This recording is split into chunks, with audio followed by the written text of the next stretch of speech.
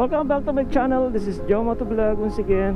Join me in tonight's video because I'm going to show you the lighting up of Christmas tree in our plaza. We can see the beautiful Christmas lights along the road. At ayan po yung Inari Center, ano? Ang ganda po ng lights. Dito naman po sa kaliwa, yan yung tindahan ng mga parol. At yan po yung aming park dito naman sa dulong bayan. Ang ganda po ng mga ilaw, no? Alright, ayan, nakakanan na po tayo dito sa may Oliveros. At ayan, makita din po natin sa kaliwa yung isa pang park. I mean the triangle here, and you can see also a lot of beautiful lanterns and Christmas lights. Alright, so diretso na po tayo niyan at dire-diretso na natin yung itong Oliveros Street.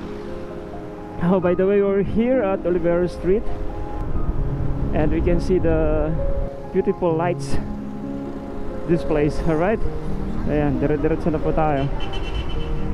Okay, sayang nga lang po, ano, hindi natin nakuhanan yung fireworks display because it would take about 5 minutes to set up our drone.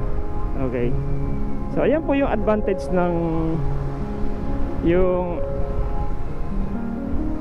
RC2 ang gamit na remote controller, kasi hindi na natin kailangang mag wifi pa, hindi na kailangang mag kung ano-ano pa. Pag set up mo yan, pag in-on mo yan, naka-pair na yung aircraft sa remote controller, so mabilis. Okay, so eto na po, nandito na tayo at medyo maraming tao talaga. Ayan, tanungin po natin si ate kung, para ma-confirm kung ano bang talagang mayroon dito sa plaza. Ate, ano pong mayroon dyan sa plaza? Yung pailaw. Ito po yung official na opening ng ano.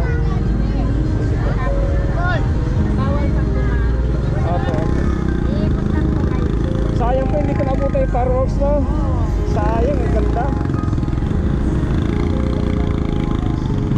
Alright guys, so yan nga po, na-confirm natin kay ate na yung ano nga daw po, lighting up of giant Christmas tree here in our plaza, plaza of Antipolo. At ayan, confirm na po, no? So this time I'm going to give you the aerial view.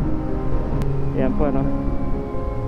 Makita po natin dyan siyempre sa bandang kaliwa, Antipolo Cathedral view at night. At ito naman po ngayon sa ating bandang kanan yung plaza namin dito sa Antipolo. Kitang-kita po natin yung ganda ng mga ilaw.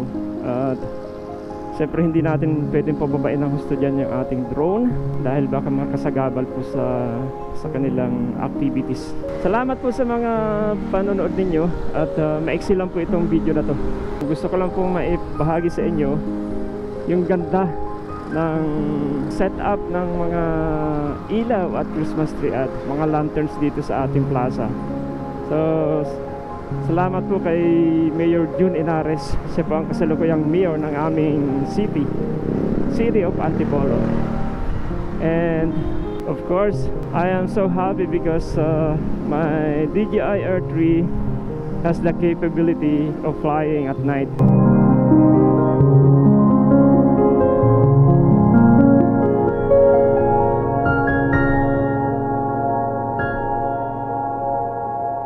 Ayan, balik na po tayo, baba na po tayo. Alright guys, I guess that's all for tonight.